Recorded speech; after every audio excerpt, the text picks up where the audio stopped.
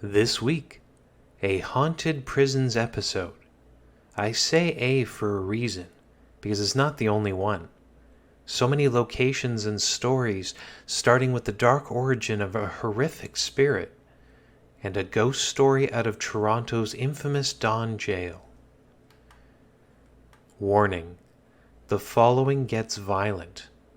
This is dark history from inside West Virginia Penitentiary, located in Moundsville, a place with history that reads like a horror movie script.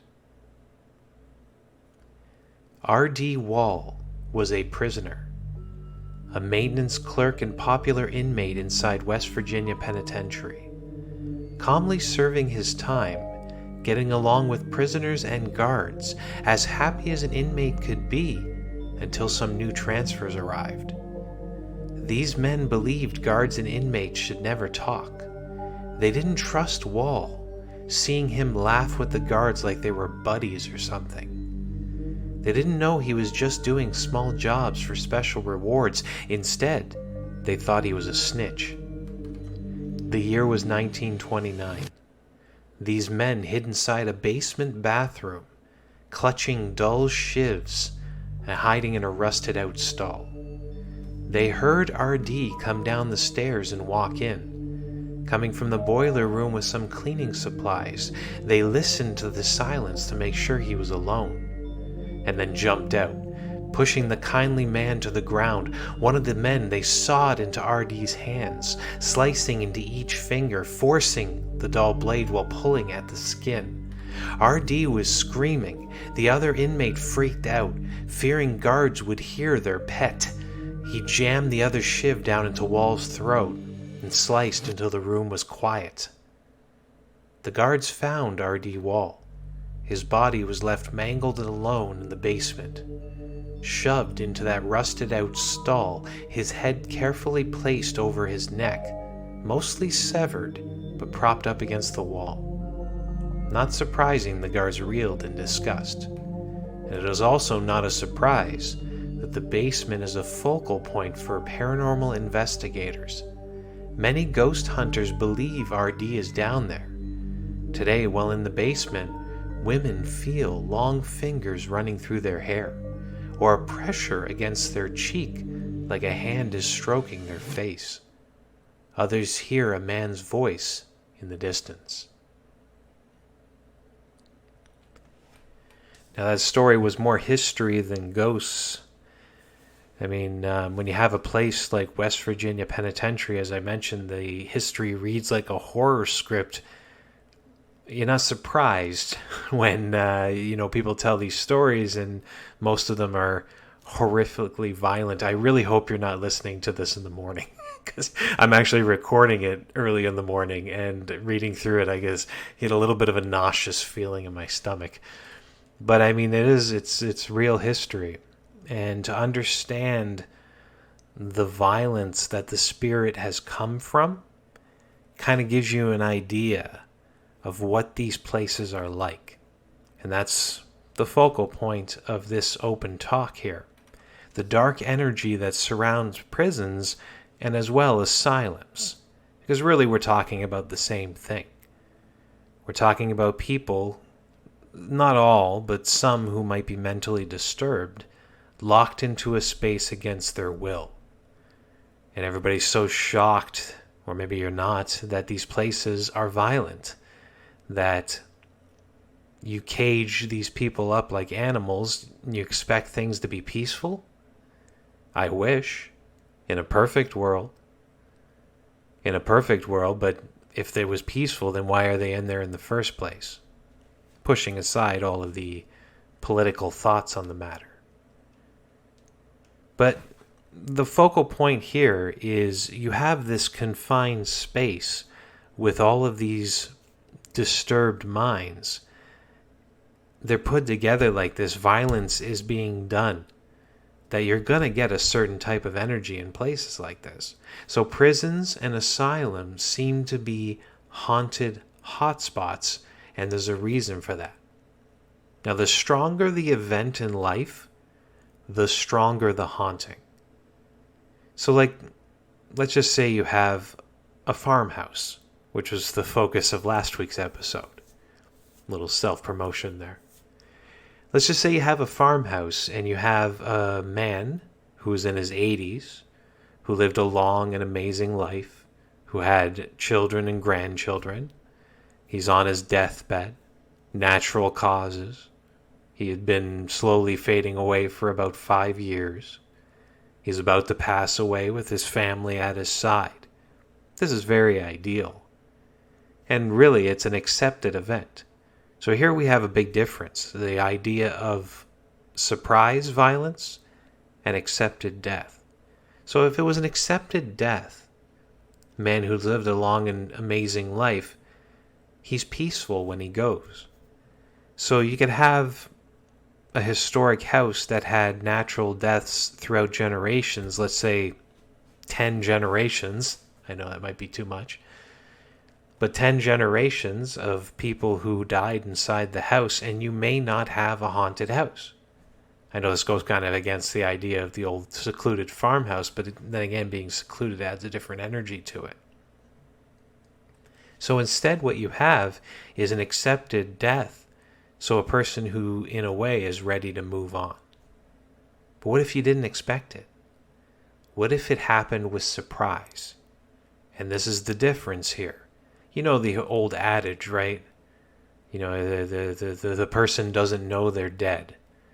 It was a tragic event. They really don't even know they can move on. Maybe this is the origins of the conscious spirit, not the residual, but the conscious spirit, the one that seems to be trapped on this plane for whatever reason, whether it be that they don't know they're dead or that they're here unfinished business, or they're here for their family, can't leave their family. Is a few events or a few ideas that might cause this.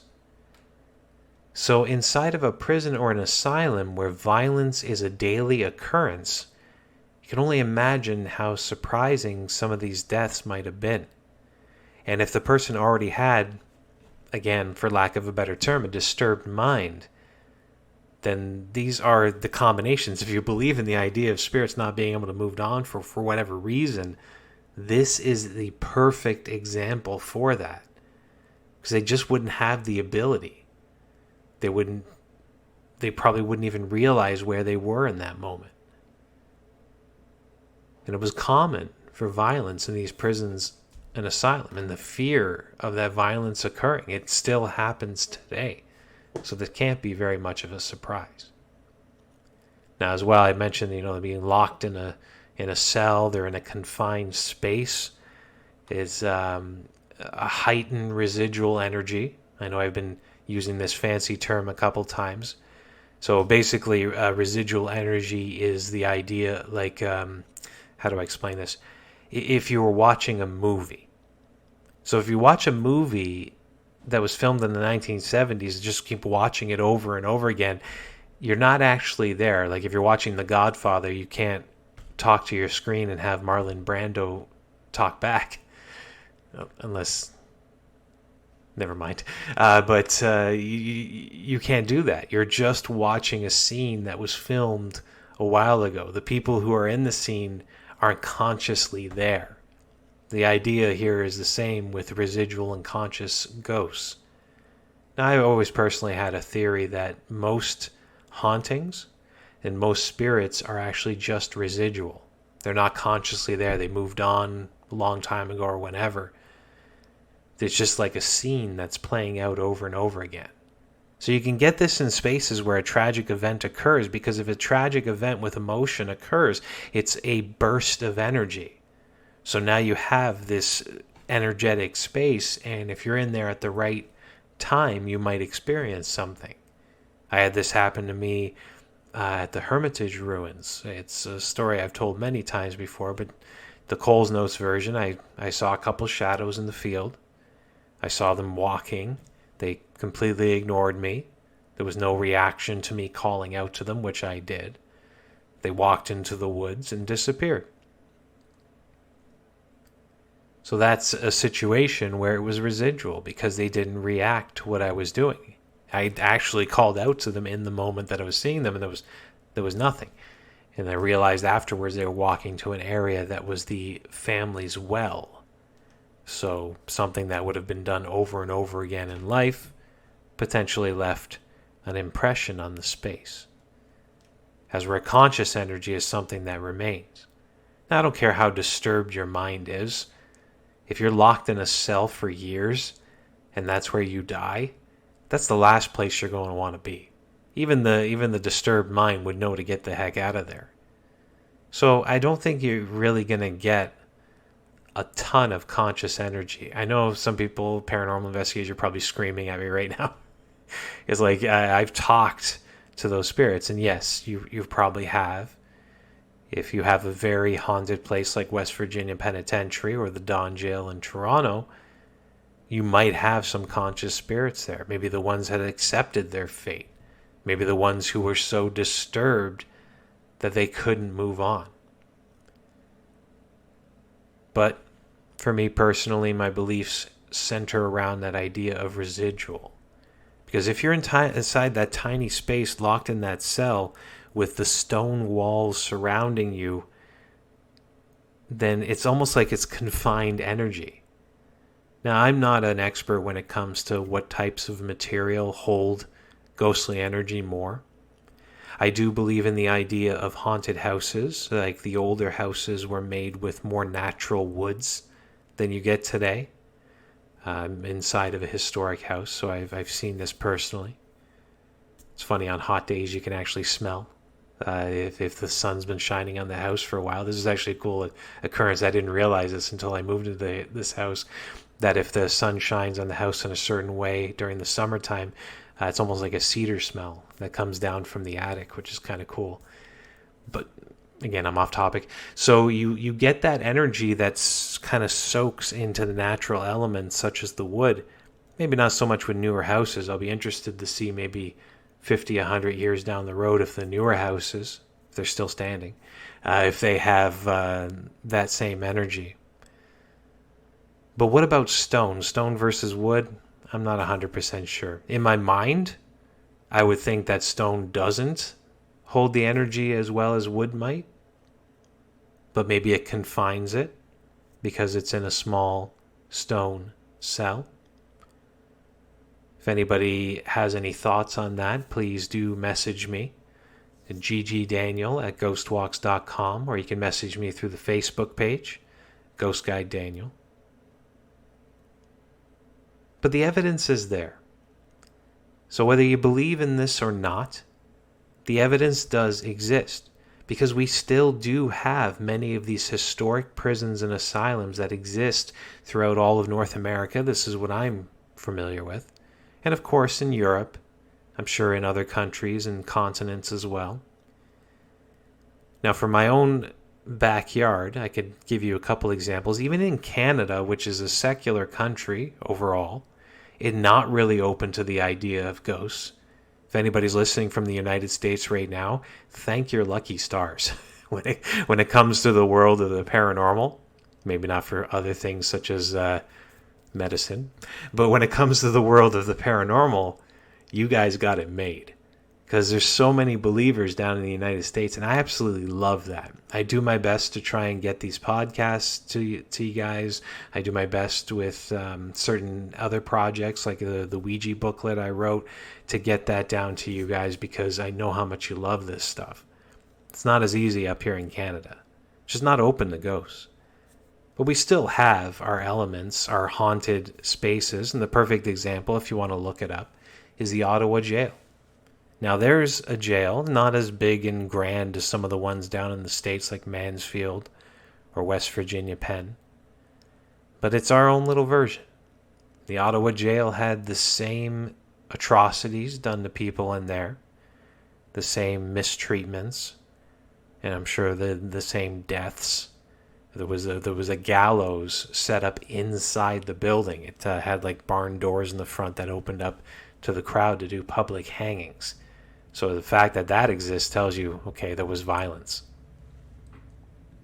So the Ottawa jail is a great example of that. Look it up for sure.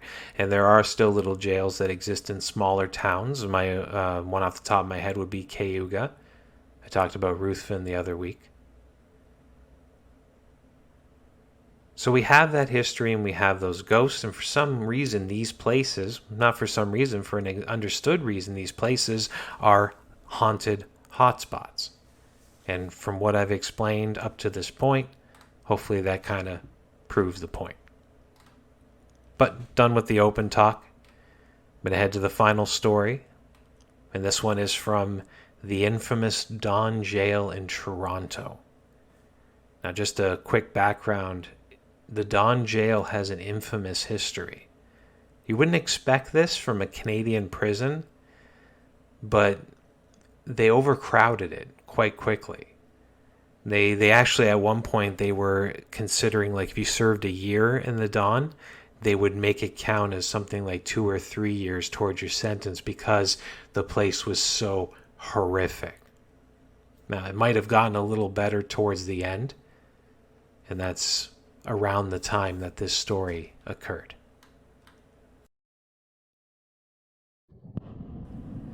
In 2005, the Don Jail was surprisingly still a prison. The general space was a large gathering place for male inmates, something like you'd see in the TV show Oz, or others where inmates can interact with close supervision of guards. But to release tension, many worked an old punching bag. Now, on one random night, prisoners locked and sleeping in their cells, a guard heard one inmate yell out. He slowly walked over to the cell and said, "What's your problem?"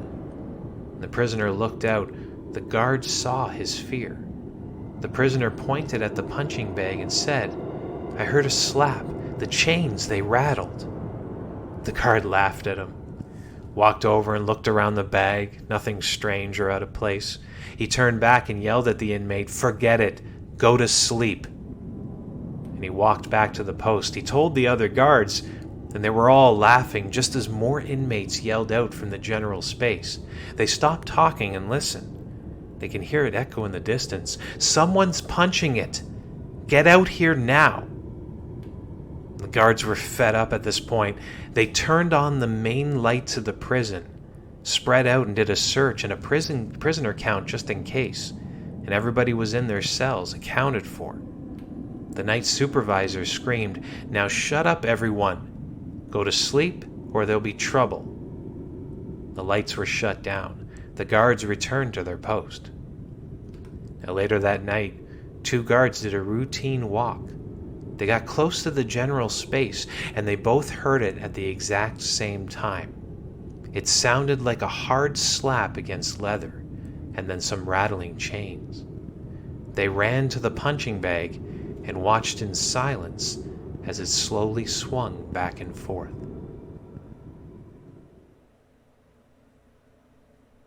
Thanks for listening, everyone. I really don't have any idea what I'm going to be talking about next week, so no promotion on that.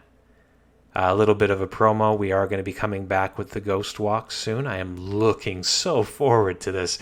Thankfully, with Step 1, we are allowed to do small groups, which we will. And next Friday, I will be personally leading the Hamilton's Dark History Tour, if anybody who is from this area listening would like to join.